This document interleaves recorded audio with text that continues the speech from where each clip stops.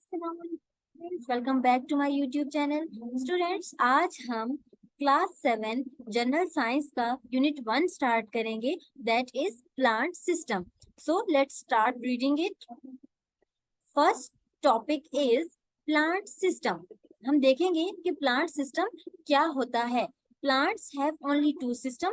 Plant के पास सिर्फ दो ही सिस्टम होते हैं, एक रूट सिस्टम होता है, एक शूट सिस्टम होता है। ये फिगर दिखाई गई है, इसमें आपको बताया गया है कि रूट सिस्टम कौन सा होता है। वो सिस्टम जो बिलो द ग्राउंड है, जमीन के नीचे है, उसको हम रूट सिस्टम कह रहे हैं। और वो सिस्टम जो अबव द ग्राउंड है, जमीन से ऊपर है, उसको हम शूट सिस्टम कह रहे हैं।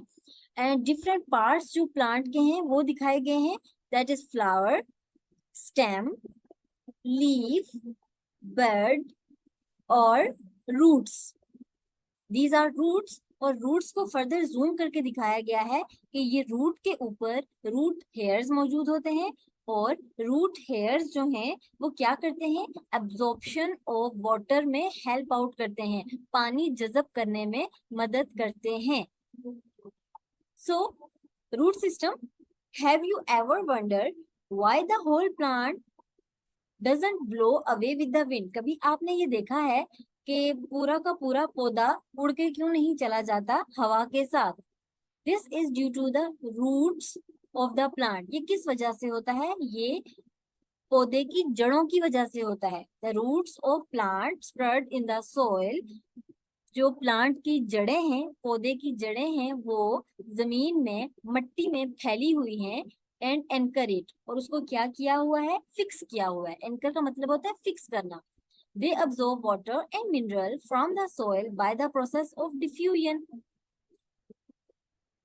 जो रूट्स हैं वो जमीन से पानी और मिनरल्स को जज्ब करती हैं, किस प्रोसेस के थ्रू? डिफ्यूजन के प्रोसेस के थ्रू। अब डिफ्यूजन का प्रोसेस क्या होता है? पानी का या मिनरल्स का ज्यादा कंसंट्रेशन से थोड़ी कंसंट्रेशन की तरफ मूव करना डिफ्यूजन का प्रोसेस कहलाता है। ठीक है। There are many tiny root hairs. बहुत छोटे छोटे रूट हेयर्स जो हैं वो मौजूद होते हैं जड़ों के ऊपर। On the epidermis. एपिडर्मस क्या है? आउटर मोस्ट, सबसे बाहर वाली जो लेयर है जड़ों की, उसको एपिडर्मस कहते हैं। Which help in the absorption. वो किस में हेल्प कर रही है? अब्जॉर्प्शन में हेल्प कर रही है। Vascular bundles including xylem and phloem is present in the center of roots. Vascular bundle जिनके नाम है जाइलम और फ्लोएम, वो रूट के दरमियान मौजूद होते हैं, जड़ों के दरमियान में मौजूद होते हैं। Cortex is present between epidermis and vascular bundle. Cortex present होता है एपिडर्मस और वस्कुलर बंडल्स के बीच। यहाँ पे इस फिगर में आपको इंटरनल स्ट्रक्चर रूट का दिखाया गया है। This is epidermis. Epidermis is outermost layer which is composed of epidermal cells. Epidermis epidermal cell से मिलकर बनी हुई होती है। ये सेल सिंगल लेयर्ड सेल होते हैं। Next is cortex. एपिडर्मस से वस्कुलर बंडल तक का जो रीजन है, जो एरिया है, वो कॉर्टेक्स कहलाता है। और सबसे अंदर की तरफ मौजूद है वस्कुलर बंडल, जिसमें जाइलम और फ्लोएम है। इन जाइलम और फ्लोएम का अपना अपना काम है। जैसे हम आगे चलेंगे इस चैप्टर में तो मैं आपको एक्सप्लेन करूंगी कि इनका क्या काम है। ओके, क्या रोल ये प्ले करते हैं। Next is there are two main types of root. दो अहम इकसाम हैं जड़ों की, tap root and fibrous root. Tap root has one main root. इसकी एक मेन जड़ होती है, कॉल्ड प्राइमरी रूट। उसको प्राइमरी रूट कहते हैं। दैट ग्रोज डाउनवर्ड, जो नीचे की तरफ ग्रो करती है जमीन में। Many smaller roots branch out from the primary root known as secondary root. अब इस बात का क्या मतलब है? एक मेन जड़ है ये, इसको हम प्राइमरी रूट कह रहे हैं। इस प्राइमरी रूट से जो छोटी छोटी रूट्स निकल रही हैं, जो डायरेक्टली प्राइमरी रूट से जुड़ी हुई हैं, उसको हम क्या कहते हैं? उसको हम सेकेंडरी रूट कहते हैं। ये बीच में प्राइमरी रूट है और साइड पे जो निकली हुई है वो सेकेंडरी रूट्स हैं। The branches of secondary roots are called tertiary roots. अब अगर सेकेंडरी रूट से भी फर्दर ब्रांचेस निकलती हैं, फर्दर ग्रोथ होती है और रूट हेयर्स मजीद ग्रो करते हैं, तो क्या होता है? उनको हम टर्शियरी रूट्स कहते हैं। तो आपको डिफरेंस पता होना चाहिए सेकेंडरी रूट का एंड टर्शियरी रूट का। Tap roots are found in many plants, for example trees and shrubs. एक एक एग्जाम्पल भी आपको आनी चाहिए. While fibrous roots are thread-like structure, fibrous roots एक धागे नुमा स्ट्रक्चर होते हैं that spread out from the base of the stem of the plant. For example, grasses and wheat.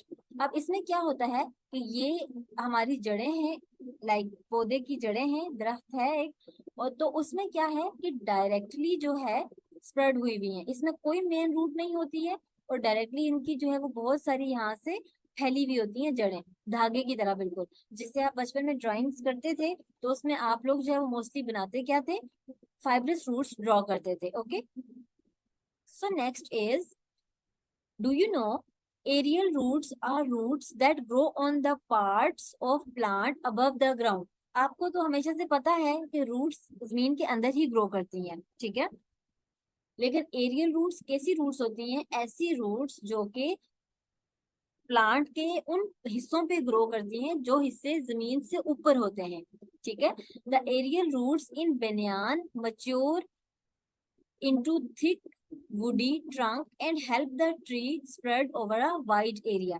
ठीक है, जो बनियान ट्री है उसके ऊपर एरियल रूट्स मौजूद होती हैं और पहले ये छोटी छोटी होती हैं. With the passage of time ये जो रूट्स होती हैं, ये जो जड़ें हैं, ये इनका ये मोटी होती जाती हैं, थिक होती जाती हैं और इन पे लकड़ी सी चढ़ती जाती है. तो आपको ऐसा लगता है कि जो है बनियान की ट्री के ऊपर लकड़ियां लटक रही हैं, बट वो क्या होती हैं, रूट्स होती हैं, ठीक है, एरियल रूट्स होती हैं.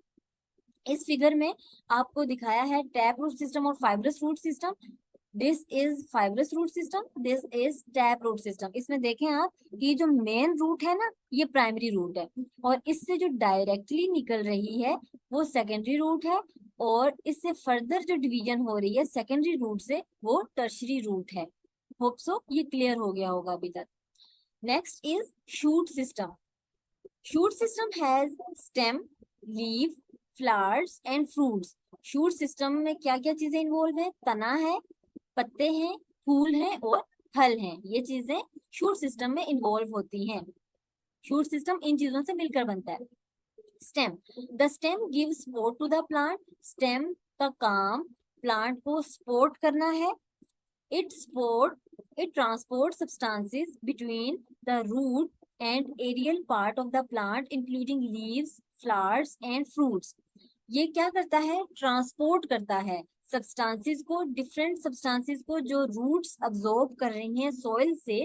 जो चीज भी रूट्स जो हैं, जड़ें जमीन से जज्ब करेंगी वो पूरे पौधे तक कैसे ट्रांसफर होंगी, उसके लिए स्टेम हेल्प आउट करेगा. It transport substances between the roots and aerial part. Aerial part कौन से होते हैं, जो टॉप के पार्ट्स नहीं होते, प्लांट के ऊपर के पार्ट सबसे टॉप वाले, उसको हम एरियल प्लांट पार्ट कहते हैं. फॉर एग्जांपल अगर ये एक पौधा है, ये इसकी जड़ें हैं, ठीक है, तो यहाँ पे जो भी चीज होगी ना, यहाँ पे इस टॉप पे, वो उसका एरियल पार्ट होगा, ठीक है, of the plant including leaves, flowers and fruits. ठीक हो गया. ये लीव्स तक, पत्तों तक, फलों तक और फूलों तक डिफरेंट सब्सटेंसेस को ट्रांसपोर्ट करने का काम करता है. Next is two main type of stem. दो तरह के स्टेम होते हैं, दो इकसाम के स्टेम होते हैं. One is herbaceous stem and the second one is woody stem. अब हम देखेंगे कि हर्बेशियस स्टेम और वुडी स्टेम में क्या डिफरेंस है. Plants with green and flexible stem are called herbaceous. ठीक है, ऐसे स्टेम जो ग्रीन होते हैं और फ्लेक्सिबल होते हैं, उनको आप आराम से तोड़ सकते हो हाथ से, वो हर्बेशियस स्टेम होते हैं. आपने देखे होंगे बहुत सारे प्लांट्स ऐसे होते हैं जिनके स्टेम्स एवर ग्रीन रहते हैं, हमेशा ग्रीन रहते हैं, वो हर्बेशियस स्टेम होते हैं. For example daisies, grass and cereals. इसमें एग्जाम्पल्स, एटलीस्ट 2 एग्जाम्पल्स आपको याद होनी चाहिए. While plants with hard and strong stem, जिनका हार्ड और स्ट्रॉन्ग स्टेम होता है, बहुत सा तना होता है जिसको आप हाथ से तोड़ नहीं सकते, इसकी लकड़ी मजबूत होती है, उसको हम क्या कहते हैं, वुडी जो है स्टेम कहते हैं.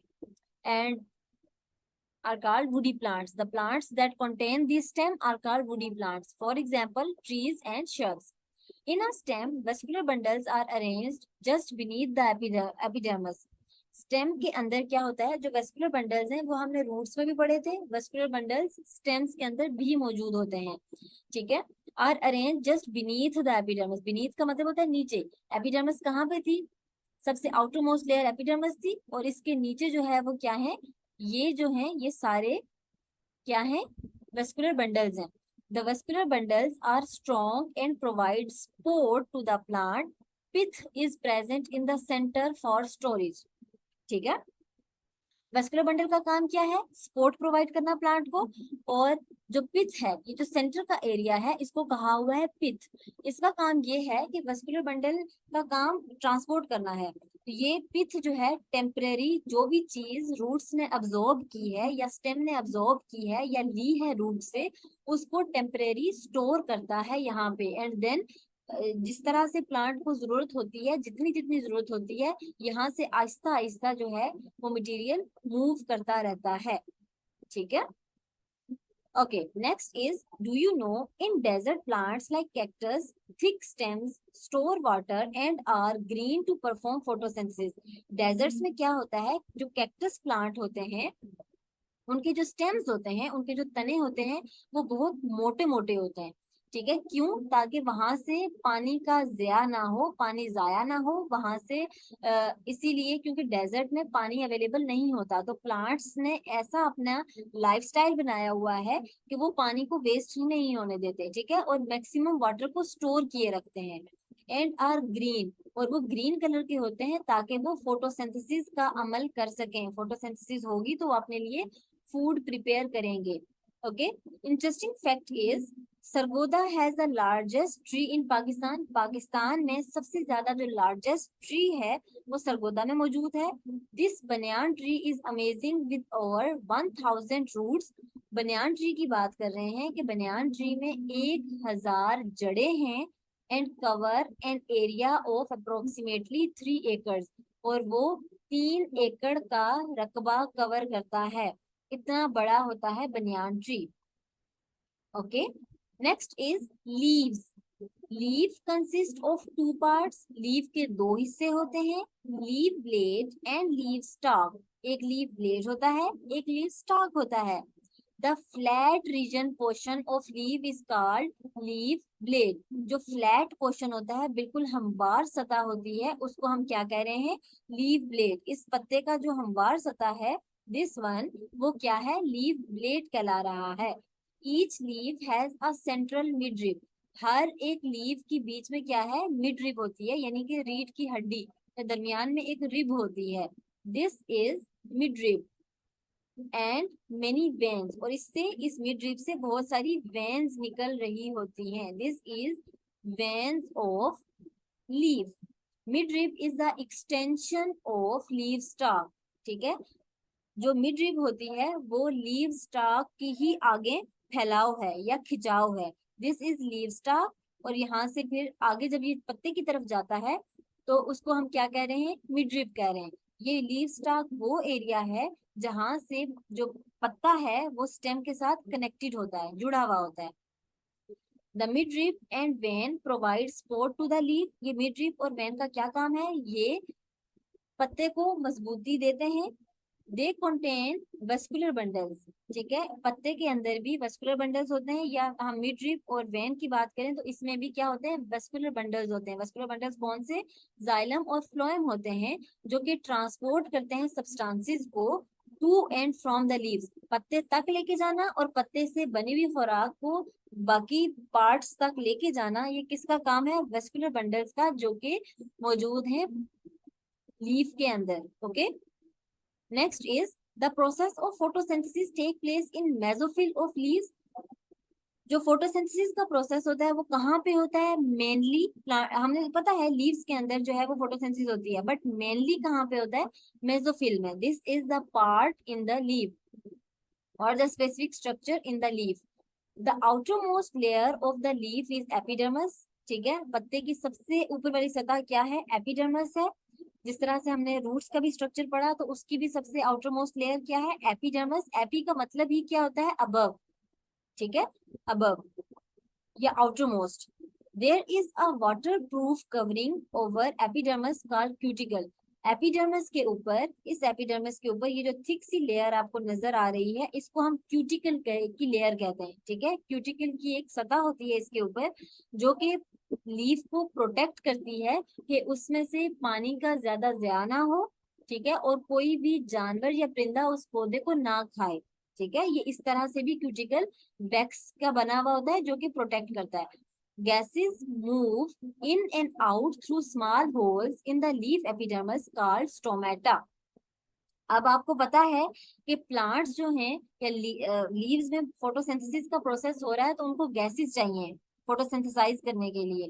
कार्बन डाइऑक्साइड चाहिए है, तो वो कार्बन डाइऑक्साइड कैसे लीव के अंदर जाएगी? वो उन होल्स के थ्रू जाएगी, जिनको हम क्या कह रहे हैं, स्टोमेटा कह रहे हैं या स्टोमा। इनको स्टोमेटा भी कहते हैं या स्टोमा भी कहते हैं। इन स्मॉल होल्स के थ्रू जो गैस है वो लीफ के अंदर मूव करेगी, और जब प्लांट फोटोसिंथेसिस करता है तो ऑक्सीजन बनाता है, एंड प्रोडक्ट एंड पे ऑक्सीजन बनाता है, तो वो ऑक्सीजन भी इन्वायरमेंट में कहाँ से लीव करती है? स्टोमेटा के थ्रू करती है। Surrounding each stoma is a pair of guard cell. ठीक है, स्टोमेटा जो है, ये स्टोमेटा है, these are stomata, these holes are stomata. इन स्टोमेटा के साइड पे ये क्या है? गार्ड सेल है। गार्ड सेल क्या करते हैं? ये स्टोमेटा की ओपनिंग और क्लोजिंग को कंट्रोल करते हैं। ठीक है, ये जो ओपनिंग है ना, ये स्टोमेटा है, इसके साथ ये गार्ड सेल लगे हुए हैं। अगर ये दोनों आपस में जुड़ जाते हैं तो गार्ड सेल क्लोज हो गए, दैट मीन्स गार्ड सेल्स आपस में जुड़ गए तो स्टोमेटा क्लोज हो गया। अब ना गैस अंदर जा सकती है ना बाहर आ सकती है। ठीक है, ये गार्ड सेल पीछे की तरफ मूव करेंगे, स्लाइड करेंगे, तो ये होल ओपन हो जाएगा और यहाँ से गैसेस क्या है, इजीली मूव कर सकती हैं। ठीक है, the two guard cell work together to open and close the stomata. ये गार्ड सेल जो हैं वो एक दूसरे के साथ मिलकर काम करते हैं और स्टोमेटा को बंद करते हैं या खोलते हैं। ठीक है, इनका रोल स्टोमेटा की ओपनिंग या क्लोजिंग में होता है। Stomata open during day time. Stomata कब ओपन होते हैं? डे टाइम में, दिन के वक्त ओपन होते हैं और रात के वक्त बंद हो जाते हैं। क्यों? क्योंकि इन स्टोमेटा का मेनली काम है कार्बन डाइऑक्साइड को अंदर की तरफ लाना। ठीक है, ताकि लीव्स फोटोसिंथेसिस कर सकें, अपनी खुराक बना सकें। ठीक है, तो नाइट टाइम में हमें नहीं जरूरत होती, क्योंकि इस वजह से कि कार्बन डाइऑक्साइड तो प्लांट को चाहिए ही है, लेकिन साथ में उसको सनलाइट भी चाहिए है फोटोसिंथेसिस करने के लिए। तो नाइट टाइम में कोई सनलाइट नहीं होती, इस वजह से स्टोमेटा क्लोज रहते हैं। Okay, next is transport. अब हम देखेंगे कि वेस्कुलर बंडल्स का फंक्शन बेसिकली है क्या, वो कर क्या रहे हैं। तो transportation is the movement of material from one place to another. Transportation क्या है? मटेरियल जो कि रूट्स ने अब्सॉर्ब किया है, उसका ट्रांसपोर्ट, उसकी movement from one place to another. The transport system of plant consist of network of tubes called xylem and phloem. ठीक है, ट्रांसपोर्ट में क्या इन्वॉल्व है? वेस्कुलर बंडल्स इन्वॉल्व हैं। ये ट्यूब्स हैं बेसिकली, जो कि फूड को लेके जा रही हैं, उसको हम क्या कह रहे हैं? जाइलम और फ्लोएम। जाइलम क्या है? Xylem transport water and dissolve minerals from the roots to the leaves through stem. Xylem का काम वाटर को, यानी पानी को, और मिनरल्स को जो कि वाटर में डिजोल्व हैं, उनको लेके जाना लीव्स तक थ्रू स्टेम। स्टेम के जरिए, तने के जरिए। ठीक है, they have thick and strong walls which support the plant. अब जो जाइलम है, उसके जो पाइप्स होते हैं वो बहुत थिक होते हैं। ठीक है, मोटे होते हैं और स्ट्रॉन्ग होते हैं, जो कि प्लांट को मजबूती देते हैं। ठीक है, xylem is a dead tissue. जब जाइलम बूढ़ा हो जाता है, एक टाइम के बाद वो अपना काम छोड़ देता है, उसकी जगह पे नए जाइलम्स आ जाते हैं और वो जाइलम क्या बन जाता है? वुड में कन्वर्ट हो जाता है। ठीक है, लकड़ी बन जाती है वो। In trees new xylem is made each year, forming ring is in the tree trunk. Xylem form wood, लकड़ी बनाते हैं जाइलम। और एक इंटरेस्टिंग फैक्ट इज दैट कि आपने देखा होगा कि जब भी कोई ट्री जो है, एक बड़ा ट्री, उसको काटा जाता है स्टेम से, मोस्टली जो है वो कुछ इंचेस जमीन से ऊपर रखकर क्या किया जाता है कि काटा जाता है ट्री को। तो उसमें आप देखोगे कि इस तरह के ना रिंग से बने हुए आपको नजर आते हैं, ठीक है, और वो बहुत खूबसूरत भी लग रहे होते हैं। वो रिंग्स बेसिकली क्या होते हैं, वो बूढ़ा जाइलम होता है, ठीक है। तो इससे आप प्लांट की उम्र का भी अंदाजा लगा सकते हो। एक साल में एक रिंग बनता है, तो आप रिंग काउंट करके ये भी बता सकते हो कि इस प्लांट की एज कितनी है। Okay, next is phloem. The phloem transports food in the form of sugar solution from leaves to all other parts of plant. आपको पता है कि जो प्लांट्स फोटोसिंथेसिस करते हैं तो एंड पे ग्लूकोज बनाते हैं। ग्लूकोज एक शुगर है, ठीक है, एक शुगर सोल्यूशन है। अब वो लीव्स में बन गया तो प्लांट के अदर पार्ट्स को भी तो शुगर चाहिए है या फूड चाहिए है, तो वो फ्लोएम का काम है कि फूड को ट्रांसपोर्ट करना, जाइलम का काम है कि वाटर को ट्रांसपोर्ट करना, ठीक है। Sugar solution can go up and down the phloem at the same time, ठीक हो गया। अब यहाँ पे आप इस फिगर में देखो कि जो जाइलम है ना, वो सिर्फ वन वे ट्रांसपोर्ट करता है। वो एक ही रास्ते के थ्रू क्या करता है, पानी को ऊपर लेके जाता है। रूट से उसने स्टेम के थ्रू लीव्स तक पानी लेके गया। लेकिन जो फ्लोएम है वो फूड को टू वे में लेके जाता है। वो ऊपर की तरफ भी लेके जाता है, ठीक है, और वो नीचे रूट्स की तरफ भी फूड को लेकर आता है, क्योंकि रूट्स को भी चाहिए है फूड। ओके, सो इस वजह से जो फ्लोएम है वो टू वेज में मटेरियल को मूव करता है। Next is try it out. Take a flower with a twig and place it in a coloured water, ठीक है। आपने जो है वो छोटे छोटे फ्लावर्स लेने हैं और उनको कलर वाटर में डाल देना है। आप कलर कैसे करोगे, आप वाटर को कुछ भी आप इंक ड्रॉप्स डाल लो या हाँ, इंक ड्रॉप्स बेटर रहेंगे। For this purpose you can add few drops of ink और food colour to the water. Leave the flower in the water for some time. Observe the change in colour of flower, why has colour change, ठीक है। आपने इसमें xylem और phloem का role बताना है कि किस तरह से जो फ्लावर है उनका कलर चेंज हो गया है, ठीक है। तो क्या हुआ कि जाइलम के थ्रू जो कलर्ड वाटर था वो प्लांट में मूव किया और एरियल पार्ट यानी ऊपर की तरफ गया यहाँ पे, और इसने क्या किया कि जो है वो पूरे प्लांट को कलरफुल कर दिया। ओके, नेक्स्ट इज ट्रांसपिरेशन, ठीक है। ट्रांसपिरेशन बेसिकली, ट्रांसपिरेशन क्या होता है, transpiration is the loss of water from stomata, ठीक है।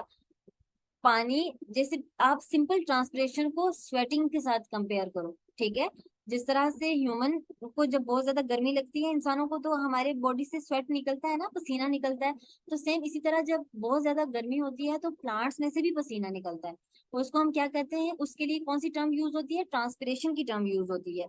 The loss of water from stomata in the leaf is called transpiration. जो पानी का जाया होना, ठीक है, या निकलना स्टोमेटा से जो कि लीव्स में मौजूद होते हैं, उसको हम क्या कहते हैं, transpiration. As the water evaporate, जैसे पानी एवेपोरेट करता है, उसके बुहारात बनते हैं फ्रॉम द लीव्स, पत्तों में से, more is pulled up through the xylem to replace it. अब इस बात का क्या मतलब है, इसका मतलब है कि जैसे जैसे पत्तों में से पानी बहारात बन के उड़ता जाता है तो डेफिनेटली जो है पत्तों में पानी की कमी हो जाती है। उस कमी को पूरा करने के लिए जाइलम जो है वो पानी को खींच कर कहाँ पे लेके जाता है, इन लीव्स तक लेके जाता है। वो कहता है कि पत्तों में पानी की कमी हो गई है, मुझे वहां पे पानी सप्लाई करना है। The main force which draw water up the plant is called transpiration pull. अब वो फोर्स जो कि पानी को लेकर जाती है toward upper part of the plant और बेसिकली टुवर्ड लीव्स, उसको हम क्या कहते हैं, वो फोर्स कहलाती है, वो कुव्वत कहलाती है ट्रांसपिरेशन पुल, ठीक है। तो यहाँ पे जो है बेसिकली इस फिगर में ट्रांसपिरेशन दिखाई गई है प्लांट्स में। फर्स्ट क्या है कि रूट ने अब्सॉर्ब किया है पानी मट्टी से। नेक्स्ट जो है वो क्या हुआ कि स्टेम ने वाटर को ट्रांसपोर्ट किया टुवर्ड द लीव्स, और वो पानी यूज हुआ फोटोसिंथेसिस में, और जो पानी यूज नहीं हुआ वो बहारात बनकर उड़ गया पत्ते से। Okay, that is called evaporation और transpiration. Next is When water loss is more than the water intake, जब पानी का जाया होना या पानी का पत्ते से निकलना ज्यादा हो जाए और पानी अब्जॉर्ब सोइल मट्टी में से पानी कम अब्जॉर्ब हो रहा है, पानी कम जज़ब हो रहा है और ज्यादा निकल रहा है पत्तों में से, तो उस केस में क्या होता है कि जो पत्ते होते हैं या प्लांट होता है वो मुरझा जाता है। विल्ट का मतलब होता है मुरझा जाना। It mostly happens on the hot dry sunny day. और ये कब होता है? जब बहुत ज्यादा गर्मी पड़ रही होती है, उस वक्त प्लांट को वाटर की बहुत ज्यादा जरूरत होती है। एक तो सनलाइट की वजह से ट्रांसपिरेशन भी बहुत ज्यादा हो रही होती है, और अगर आप उसको पानी नहीं दोगे तो फिर वो मुरझा जाएगा। द लाइट इंटेंसिटी, रोशनी की शिद्दत, दर्जा हरारत, नमी, ह्यूमिडिटी एंड विंड, हवा, एंड वाटर सप्लाई, और पानी जो आप उसको देते हो, वो ये सारी चीजें जो है वो क्या है, इफेक्ट करती हैं ट्रांसपिरेशन को। ये ट्रांसपिरेशन पे असरअंदाज होती हैं। लाइट इंटेंसिटी ज्यादा होगी तो ट्रांसपिरेशन ज्यादा होगी, दर्जा हरारत ज्यादा होगा तो भी ट्रांसपिरेशन ज्यादा होगी, नमी ज्यादा होगी अगर इन्वायरमेंट में तो ट्रांसपिरेशन क्या होगी, कम होगी। ठीक है। विंड, अगर हवा ज्यादा होगी, अगर डिपेंड करता है कि हवा कौन सी है, अगर ड्राई एयर है, ड्राई विंड है, तो ट्रांसपिरेशन क्या होगी, ज्यादा होगी। ठीक है। वो पानी जो है वो पत्तों से निकलकर इन्वायरमेंट में जाएगा। सो इसी तरह से ये फैक्टर्स। सो आज के लिए इतना ही। मुझे उम्मीद है कि जितना हमने पढ़ा है आपको समझ आई होगी। इंशाल्लाह नेक्स्ट वीडियो में हम इससे आगे कंटिन्यू करेंगे। ओके, तब तक के लिए अल्लाह हाफिज। Thank you so much. Happy learning.